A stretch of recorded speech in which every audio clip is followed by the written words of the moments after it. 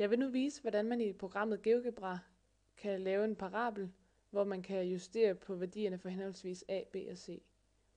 Vi bruger knappen her, der hedder skyder, hvor der står a lige med 2. Og så skal vi have lavet de tre a, b og c. Så klikker man, og vi kan se, at den automatisk hedder a, og den går fra -5 til 5. Så siger anvend. Vi laver en tilsvarende for b, som den automatisk kommer til at hedde, og den sidste for c.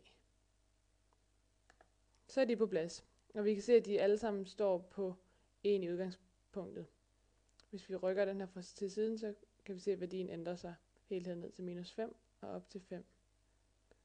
Og vi sætter den bare på 1. Hernede i inputfeltet, der skal vi have skrevet vores funktionsforskrift. Og da det er en parabel, hedder den y er lig med a. Og når man skal skrive gange, så bruger vi stjernen gange x. Og opløftet til anden, der bruger vi hakket opad, som sidder over stjernen, og 2.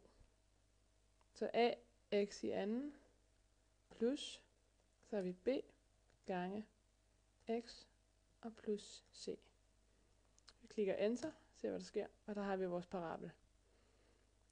Nu svarer den her parabel til, da alle værdierne hedder 1, at den hedder y er lig med 1x i anden plus 1x plus 1. Nu kan vi gå ind og ændre værdierne og se, hvad der sker, hvis a skifter værdi, b skifter værdi eller c skifter værdi. Hvis vi for eksempel sætter a på 0, se hvad der sker. Ændrer parablen sig. Og nu er a lige med 0, og det blev til en ret linje.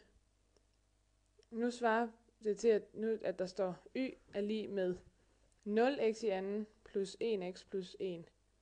Og da 0x i anden er lige med 0, har vi forskriften for en ret linje, som hedder y er lig med ax plus b.